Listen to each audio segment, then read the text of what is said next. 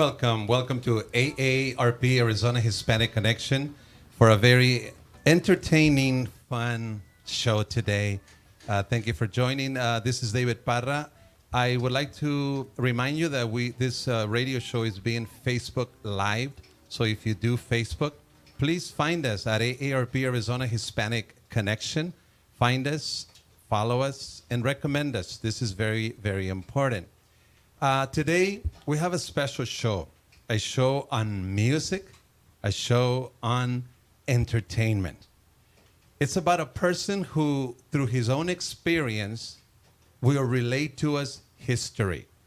History of music, history of entertainment in the Phoenix area in the 40s, 50s, 60s, and beyond. We're talking about Ray Salazar, known as Gumby Salazar. Gumby, welcome to our show. Muchas gracias. I am so glad that we're doing this show. AARP sponsored a couple of events in the past couple of years with where we had the orquesta de Chapito Chavarria, and of course you were the singer. So I got to meet you Yes, there. yes. And I love how you sing. Fun. And not only do you bring that entertainer aspect, but history. And we're going to be talking about entertainment, but also history. Right. So thank you again for being with us. Hey, thank you for having me. Perfect.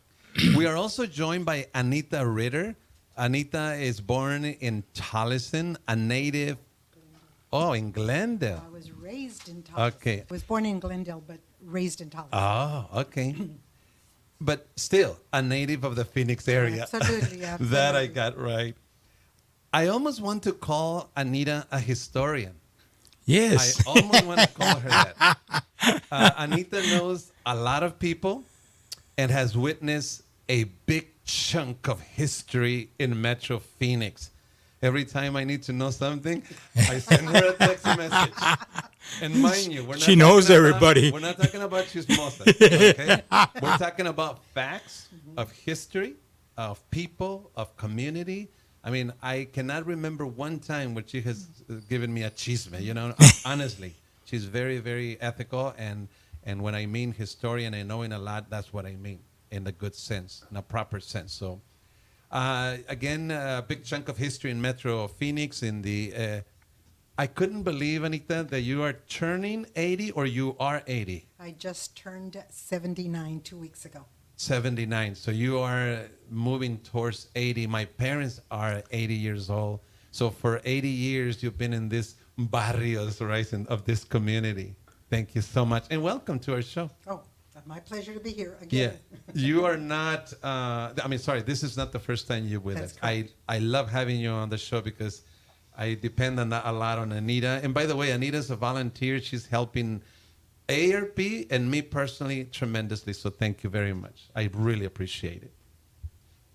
So Gumby, and my wife told me, don't call him Gumby. It's gum, like chicle, right? Gumby. Gumby. So yeah. first, tell us about the name. I mean, it seems like people pick a name, artistic name. So where does Gumby come from? Well, I was playing in 1963 with a band called the Royal Lancers.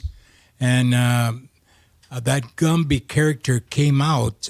I didn't know about the character. I hadn't seen the character.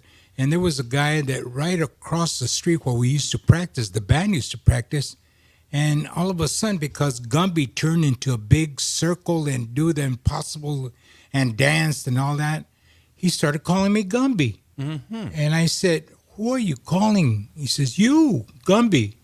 And so the leader of the band, Felipe Fuentes Sr., came out and said, hey, is that a tugboat? He said, me quedó el nombre, man. Okay. Se quedó el nombre. So you use that as your artistic name. Artistic name. Good. And before or now, I would like to ask you, tell us a little bit about your family. A little bit about your family. My parents my mother and father were born here in Arizona, and my dad's dad and mother were also born in Arizona. So I'm the third generation. On my mother's side, my tata was born in Tepic, Nayarit, and my grandmother was born in Sinaloa, and that's where Mexico comes in, into our family. Right.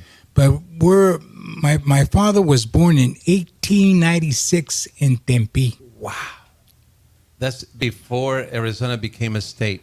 That's right. It was a territory first, correct? That's right. Yeah. That's right. That's amazing. Did you get to meet your grandparents? No, I didn't. On neither side? On neither side. Mom or dad? My mother said that my dad's dad was still alive, and he used to put me on his arms, but I was a baby, so I don't remember. Right. I remember my grandparents. It's unbelievable. So on your mother's side, you are second generation Mexican American. On your father's side, you're third generation. And Yes. it's interesting because on your mother's side, you said your grandma was from Tepic My grandmother was from Sinaloa. and the grandpa from Tepic, Nayarit. Tepic, Nayarit. I happen to be from Nayarit. I happen to be from the municipio de Ixtlán del Río. Isn't that It's a small town named San Jose de Gracia. What a small world. I know, it's unbelievable. It just boggles my mind, the transition of when our generations back were very close to Mexico, and then how gradually you become a Mexican American. It always boggles my mind, that experience. Hopefully we'll get to it in just a bit later on. But I mean, and even you, when I hear your story, I mean, you told the story, Anita, of your mother and yourself coming to Calderon to the dances by yourself, or the two of you singing off the top of your lungs. Is that? No. What happened is my mother was widowed. She was only 39. She was widowed with 9 children. What, 9? Yes, Amazing. 8 girls and 1 boy. Amazing. And my mother is like me, loved the music, loved to dance. But there was nothing in Tolleson, of course, everything was in Phoenix. So my mother used to have friends in Phoenix that she used to work with and socialize. But because of the distance, there was nothing between 35th Avenue and 91st in those days. So it's not that there was a lot of danger like obviously there is now, but so that she wouldn't drive home alone, she would bring me with her. I would stay at the house of the lady the friends that she was socializing with, and then we would ride home. So at 1 o'clock when the dances were over, she would come pick me up and we'd drive home.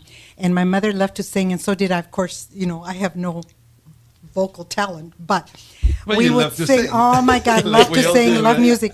My mother, La Cama de Piedra, Los Laureles, all the way from from 30. Once we crossed 35th Avenue where the aluminum plant was at the time, all the way to 91st Avenue. We just rolled down the windows, no air conditioning in our cars in those days, and we just sing all the way home. Amazing. Ulises, will you be able to play a song? Yes. Okay, can you start it? Just kind of start it on the background. This is a song by Gumby. If you can go ahead and start playing it. We'll play some parts of your songs, and we're about to go on a break. We have a minute. So let's see if you can. Go ahead, Ulises. Ponla, por favor.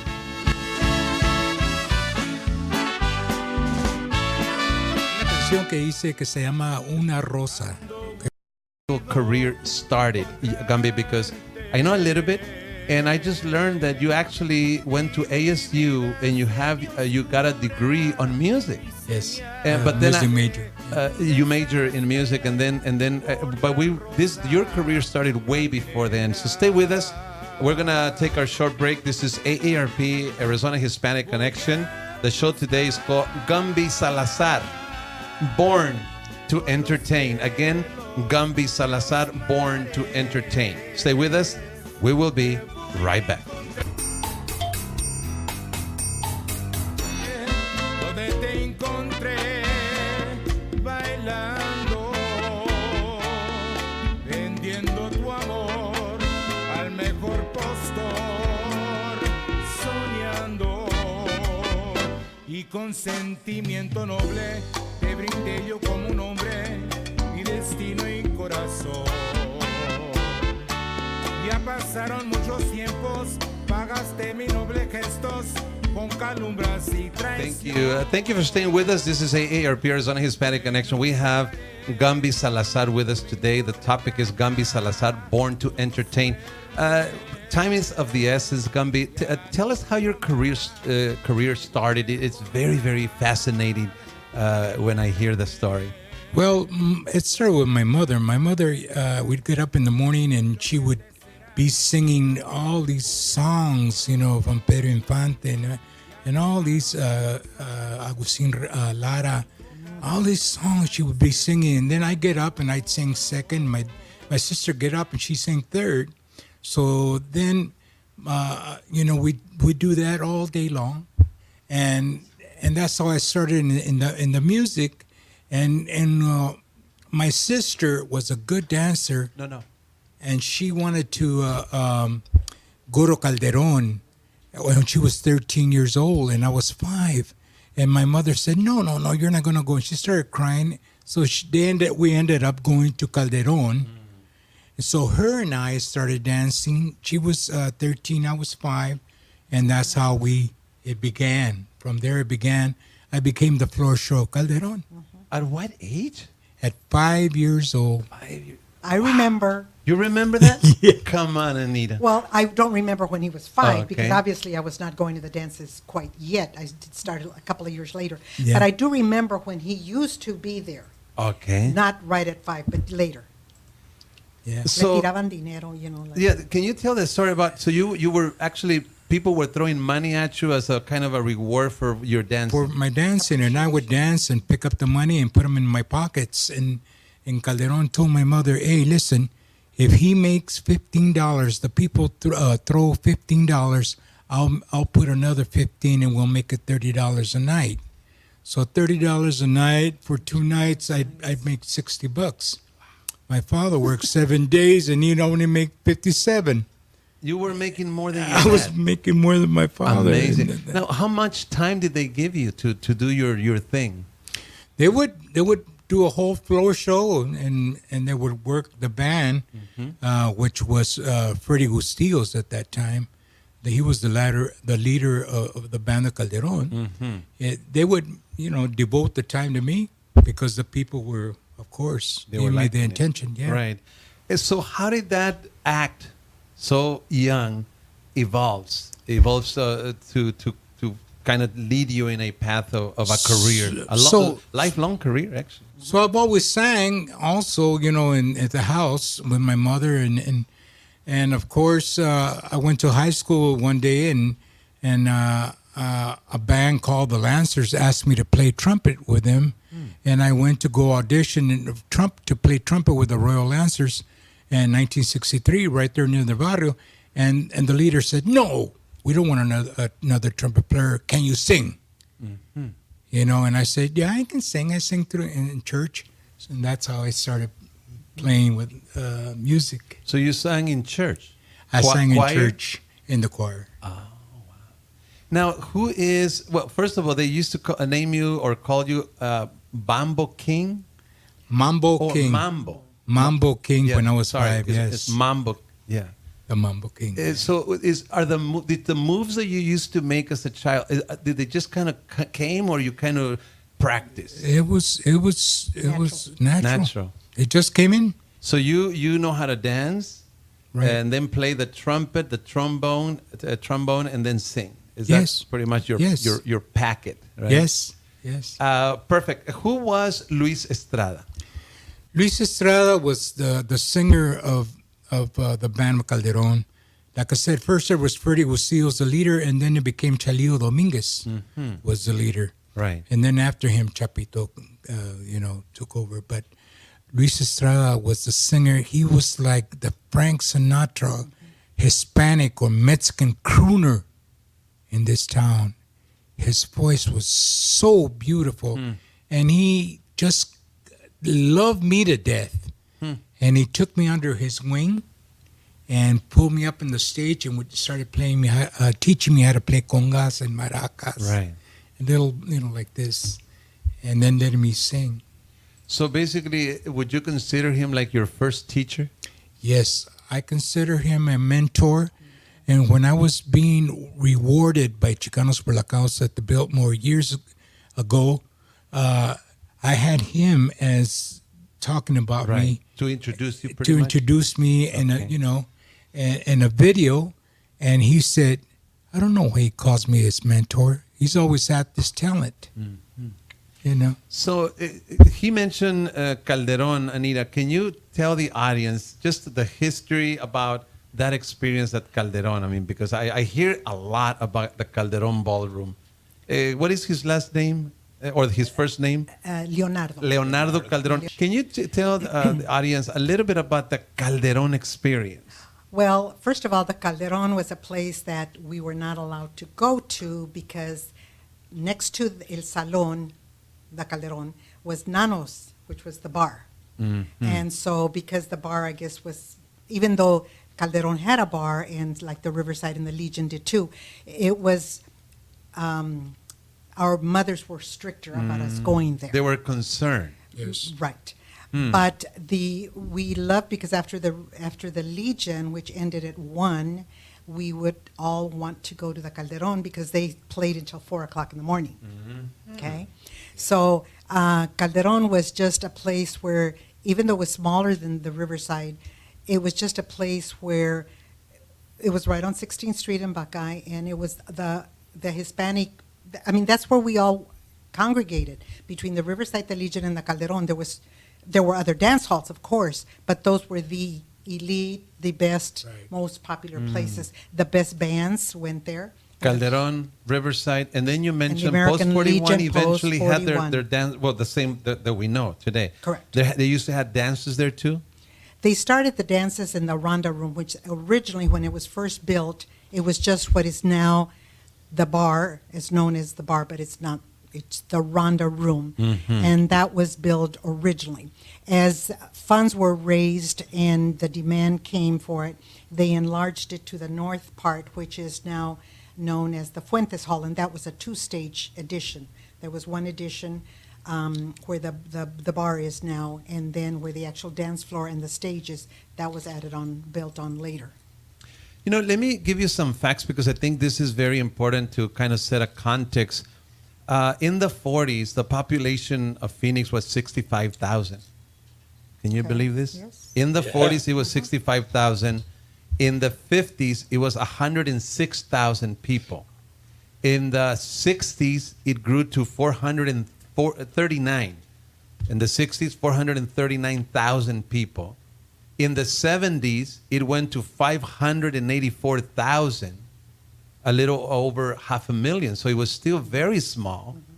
Then in the 80s, it grew to 790, and then in the 90s, it almost reached the 1 million. That is 988,000 people, close to 1 million by 1990. Wow. So Phoenix did not. Now we are 7 million. So from 1990, that would be what, 20 years, almost 30 years. It grew from 1 million to 7 million. So when you're talking about these parties at Calderon and Riverside, I have to believe that whoever went there, that was pretty much the bulk of the population, the Mexican-American, correcto? Right. And then the good thing about the Riverside is that it attracted people. People came from Safford, they came from Yuma, they came from Tucson. They came from all over. So if you did not go to those ballrooms, there was nothing else happening other than house Or parties, nobody. perhaps. Well, we had like for us the high school crowd, we had the dances, the CYO dances at Immaculate Heart, the Catholic Church in the gym. We had the parties at Las Estrellitas at South Mountain. There was other halls like the Syeds Hall, the Y. El Mirador. El Mirador. Well, I was too young for that. But we had the Plantation. They had the the Plantation, the Willow Breeze. There were other halls, but when I started going, and of course I started very young, because I had to chaperone. My mother was widowed real young, and she was very strict. And so when my older sister started going to the dances, and they're 5, 6, 7 years older than me, I had to tag along as a chaperone. So at 14, at 14, I was at the Legion, the Riverside, and the Calderon, even though I wasn't old enough to be there. This is why I know so many people, Right. Because I've been around so long. Yeah. Gumby, help us Thank here God. because so back in the early days, say 40s, 50s, you mentioned that the Banda del Recodo de Cruz Lizárraga used to come and play for the Used to come and- Mexican-American community. And Calderon again. Yeah, they would come and play at Calderon. And Yeah, please get close to the mic. and they would play at Calderon, and they would play charangas, what do you call it, pachangas. That was the craze that they would bring, and they would have clarinet players, and everything wasn't electric. It was all acoustic. Right. Acoustic. It So was you don't all need acoustic. electricity. They could play electricity. Like the bandas, do. And they would people would get up and start screaming. Yeah. It seems like today there's a separation between the more Mexican community and the Mexican American. Actually, there is a separation. Back in those days, was it so, Anita? Yeah. It's still there? Well, you've got to remember that there was a lot of prejudice. I grew up in Tolleson, and our schools were segregated. We did not become integrated until 1951, and our parents had to sue the Tolleson Right. School Board of Education. But the funny thing about it is that I don't remember really, there were no slurs. We were not bullied, we were not insulted. We all got along. Yes. Now at the Riverside, the Hispanics could not go into the Riverside except on Sundays. On Sundays and special So occasions. Calderon on had Saturdays. more of also English entertainment. Or Yes. Not, English, Yes. Anglo-Saxon entertainment. Yes. And only for the Mexicanos, Mexican-Americans on what day again? Sunday? That was the Riverside. The Riverside. Yeah, the Calderon did not discriminate. The Riverside. did. Calderon would have it on Tuesdays, would have like James Brown. Okay. James Brown. Ike and Tina Turner. Wow. Yeah. On Tuesdays. Amazing. But I'm talking about more than Mexican and Mexicans among themselves. So when you went to a dance, there would be people speaking in Spanish, English. It was just normal to be together. Oh, yes. I have to absolutely. believe that that's Yeah. how it I don't was. really remember there being any racial barriers. No. No. I know that there were some in some of the theaters back maybe in the 50s, but I think that by the 60s and 70s, most of that had been torn down and there was more equality. Well, Riverside, because there were the fights. The Fight the Brothers. fights on the Riverside, and they were a country and western band. That's why he wouldn't let people in. Right. Only on Sundays and occasion Saturdays. Got it. Let's take a second break. Stay with us. This is AARP, Arizona Hispanic Connection. The topic today is Gumbi Salazar, Born to Entertain. We'll be right back. Yo no sé por qué no sientes el amor que siento yo, pero fin de todo no quiero más rogarte, no quiero más pedirte que me des tu amor, pero fin de todo no puedo más esperarme, no quiero más aguantarme. Al baile voy a buscar amor, a una pretén joven que me deja amor. Thank you. Thank you for staying with us. This is AARP, Arizona Hispanic Connection. Very entertaining show today. Lots of history. And we are showcasing Gumbi Salazar, an amazing entertainer. I mean, you started at 5 years old. So you become basically from a dancer to a singer. Can you kind of tell us the history or your trajectory from your childhood? Luis, what was his last name? Luis Estrada. Estrada. So he basically mentors you. So tell us a little bit about that trajectory of you. Take us through and even until today, if possible. How was your trajectory? Well, at the age of 13, then I went and started my playing rock and roll and oldies but goodies, what they call them. But there were newies when I was playing them. And then I went into the Riverside Ballroom and took over because Pete Guarin was the leader of the band, and those for many, many years. So Pete Bugarin was Mexican American. Mexican American. He was a Okay. teacher at Wilson School, and he was a math teacher, and he was a diverse piano player and the leader of the Riverside. Okay. That was his place. Right. You know, matter of fact, let me tell you a story that one day this guy came and said, "Hey, listen, I'm on my way to L.A. I need some money for gas. Can I play guitar?" And the guy and Pete Wadding said, because Pete was very frank, he goes, "You know what? If you play good, I'll pay you. If you don't, I'll kick you off the bandstand." So the guy played one song, he kicked him off the bandstand, and the guy went on his way, and the guy's his name was Trini Lopez. Trini Lopez? Amazing, huh? He was on his way to become a star. But I have Okay, to... well, remember, I don't know much of this. So Trini Lopez became a star. Yes. You know You know him? Trini A ver, Lopez, por yes. favor, Anita. Trini Lopez Well- made La Bamba. The original was by Trini Lopez, La Bamba. Is that the one that Richard, what's his name, the movie? Richie Valens. Valens. Richie yeah. Valens sang. Yeah. You say that Trini Lopez is the one that made it? Trini Lopez is the one that made it. That tells you I don't know he anything about music. Yeah. That's before your time. Okay. Wow. One interesting thing, though I don't know if you know this, but Pete Bugarin original,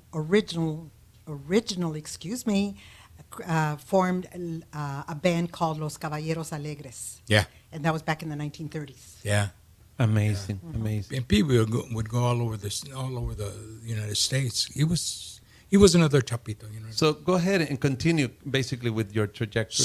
So then I took over the Riverside, and the name of the band was called the Blues Society, and that's when we would have Ray Camacho.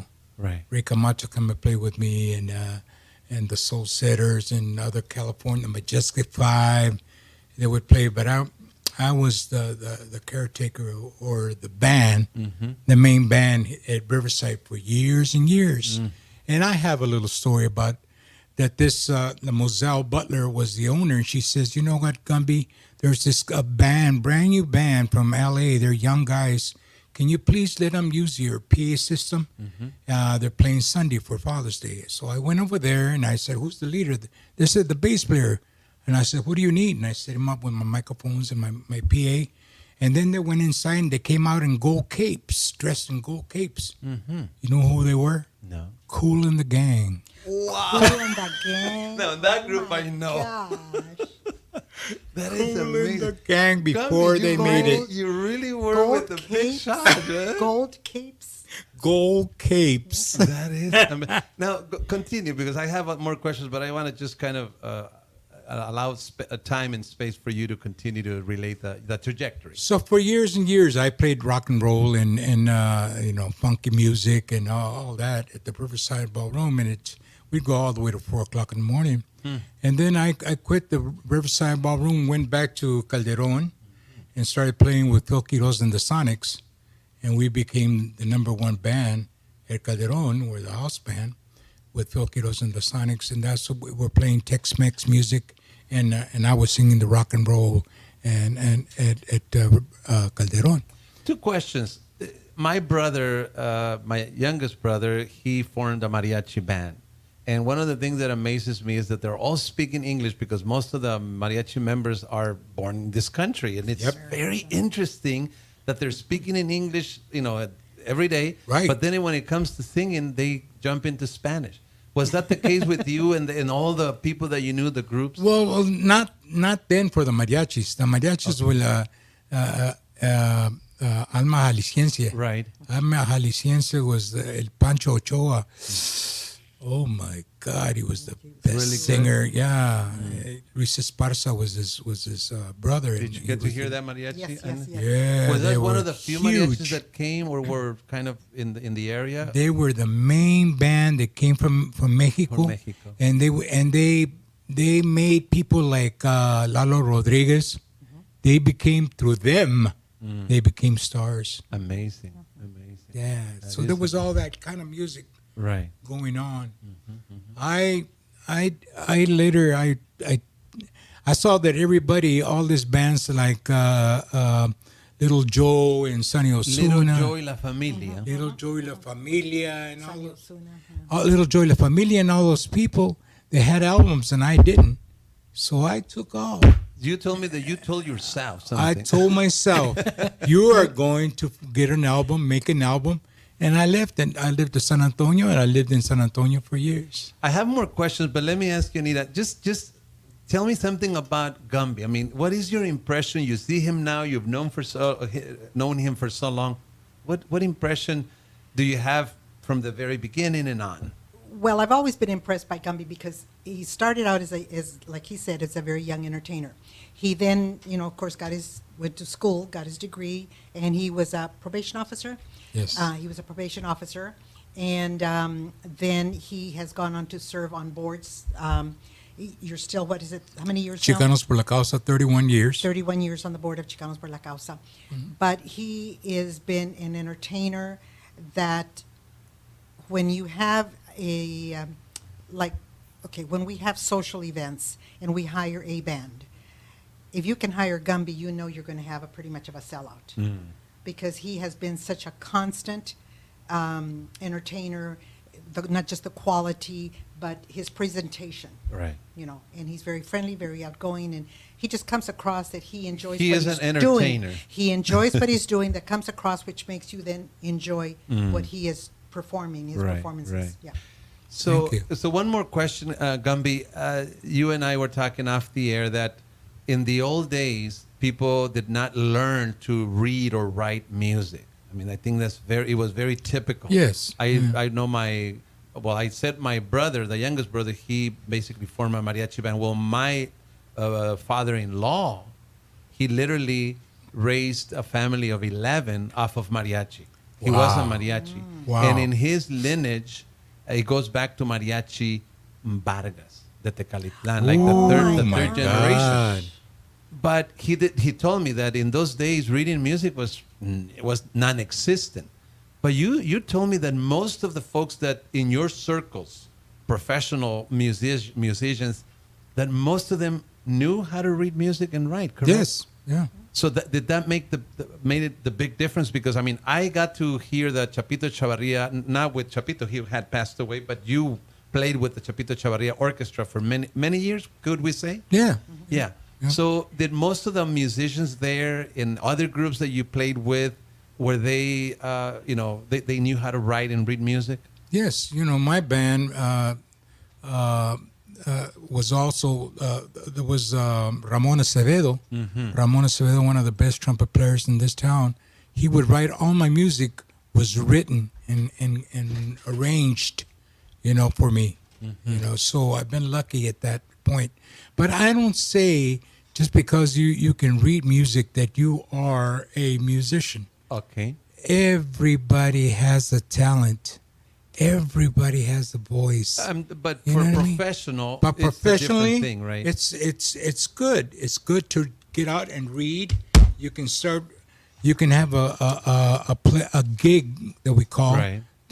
Sunday, right? A chamba, with a guy with a band you don't even know. But if they give you the music, you can read it Right. and do it. Right. Let me start. I wanted to start this question in the last segment, but let me start it now because we still have a couple minutes. How did you see the music in the Phoenix area transition from being more Mexican to, I don't know if it transitioned or it was an addition to more Mexican American, Chicano? Can you tell us a little bit about that transition? Well, it's in those years in the 50s, the 60s, even the 70s. It was Latino musicians and bands but then, like everything else, like the whole world transitioned and people learn how to talk or speak English correctly, and that changed. So that's how everything started changing to the music of today, And then the names. Why did all these Mexican American, Latino groups are using these English names that to us, if I read them, I would think that they were either African Americans or Anglo-Saxon musicians, but they were Mexican American. Why those English names? It comes back from Mexico. The English names? Sure. All the bands right now in Maná and all those they have those kind of names, because Germany, the Germans owned Mexico. Wasn't there an element of acceptance? If people knew if you use a Mexican name, they might not come to your concerts, whereas if you use an American name, maybe they would somehow. Like Little Joy, La Familia. I mean, why? I mean, most of those names that I read about the groups of then, they're English. No, I think they all go by a catchy name. Got it. The people can go, oh, all right, that's that band, Interesting. Let's take our last break. Stay with us. This is AARP Arizona Hispanic Connection. The topic, a very entertaining one, I might add, is Gumbi Salazar, Born to Entertain. Stay with us. We'll be right back.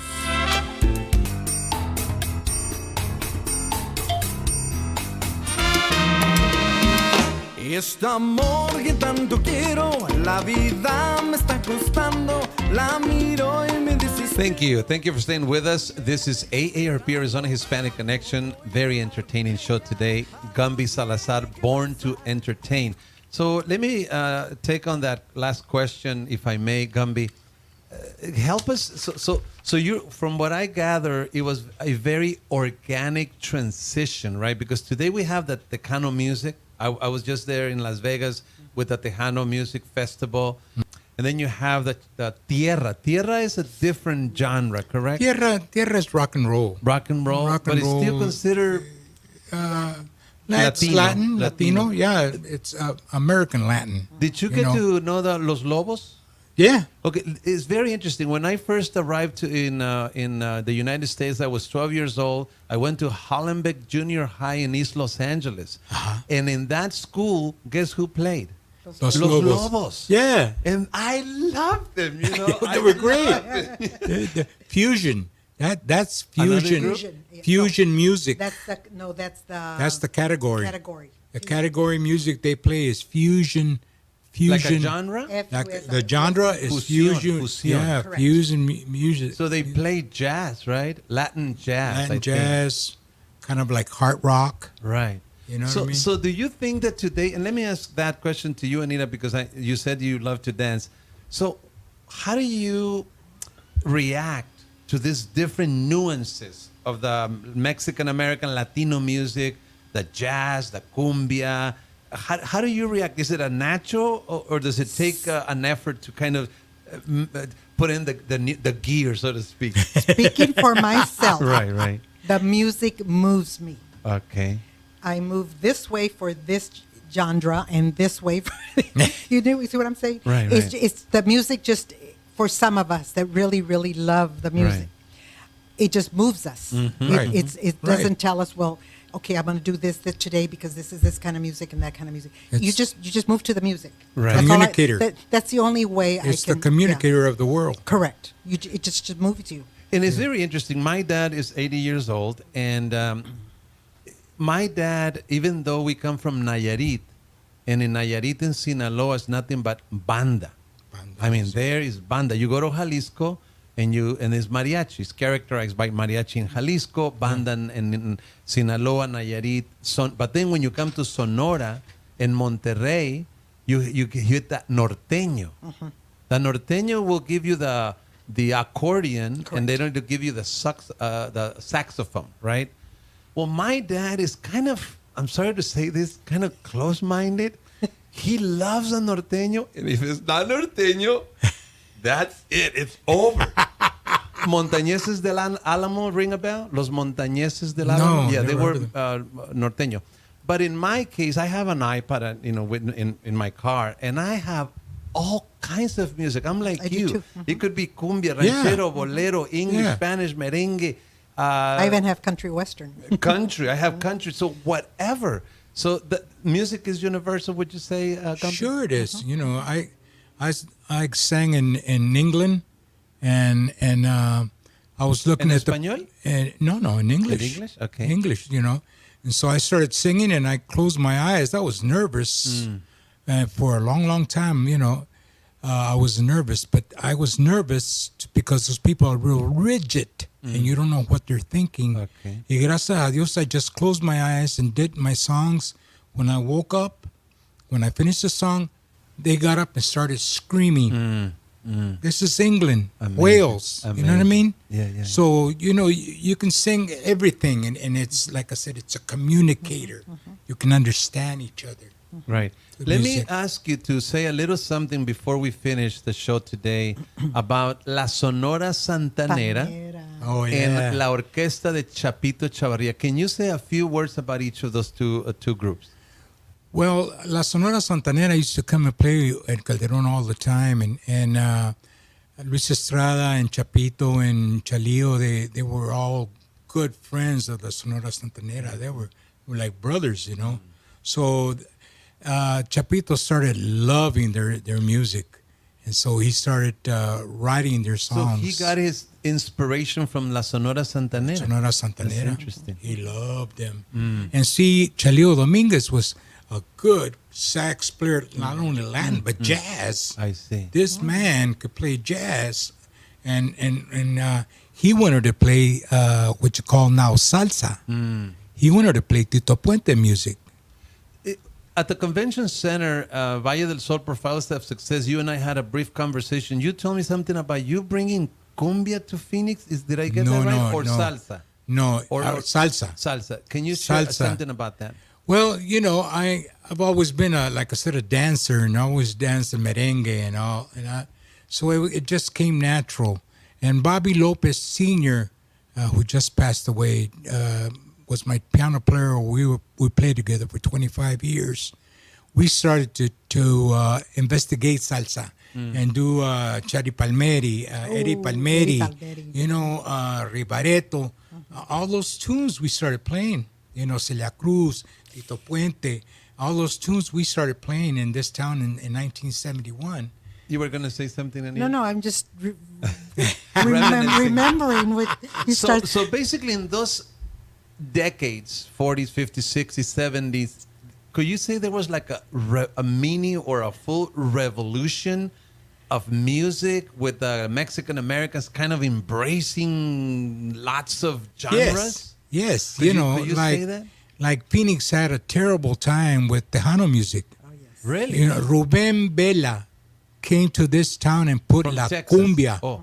And put la cumbia in this town. There was no cumbia in this town. Ruben Vela, El Ritmo Siete, those bands put cumbia in this town. And the Tejanos started prospering in the 60s in this town and took over Calderon. And people, the Chicanos, which you call Chicanos per se, Right. hated them. Yes.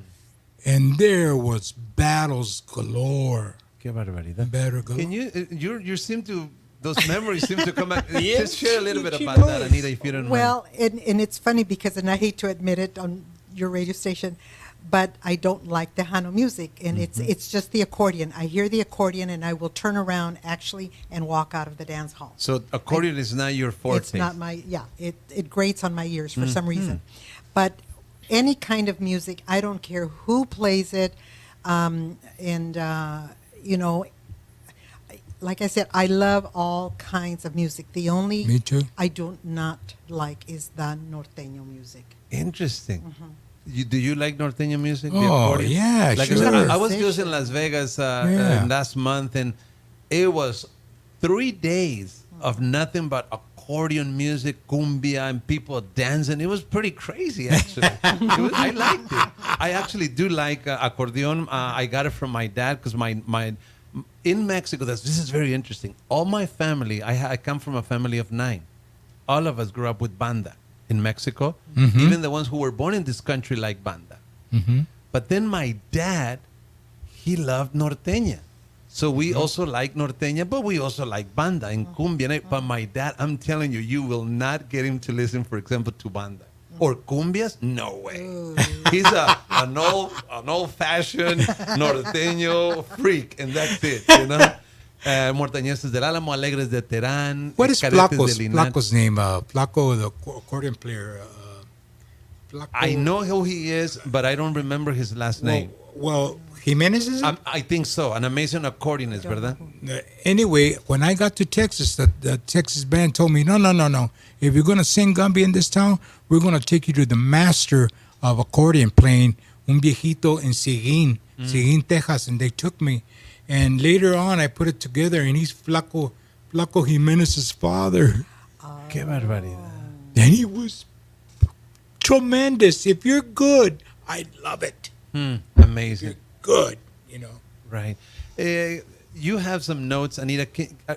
Can you mention any other names, be it groups, be it singers that you can think of that we haven't mentioned that were kind of popular in that era? Well, because of my friendship with a lot of these musicians, I would like to mention them here. Hank Arroyo, Johnny Acevedo, George Carrillo, the two brothers, Ruben and Armando Castellanos, who were taught and became musicians because of their father. Yes. Ernie Chavarria, of course, Bobby, brothers, two more brothers, Bobby and Erico Barrubio. Ernie Chavarria, Chevy Cienfuegos, Johnny Gonzalez, Bobby Lopez, Joe Perez, Cel Rojas, Frank Sanchez, Mike Velasquez, just to name a few. Right. Were these Phoenicians? These gentlemen that I have named are more or less my age, a little bit older, and so these are the gentlemen that But from Phoenix? from right here, From Phoenix. local. You They- had a bunch of... and I'm not naming all of them. We're not naming, Yeah, there's a lot more. These are the ones that I more or less were my age or a little older, like, Hank and some of these guys are a little older than me. But yeah, we all became we were all friends. We all hung around with each other. We knew the wives. In fact, I am comadre to Ruben Castellanos' wife. Carmen is my comadre. And we all became very, very good friends. Some of the bands that we had were, of course, Chapito Chavarria, Pete Bugarin, Chalio Dominguez, Chano Acevedo, Grupo Moderno, Los Chamacos, who later became Conjunto Moderno, Poco Locos, The Flamingos, Los Compas, which was originally started by Pete Bugarin. And then he went on, Manny Garcia, of course, then is the leader of Los Compas. Latin Spirit, Joe Sanchez.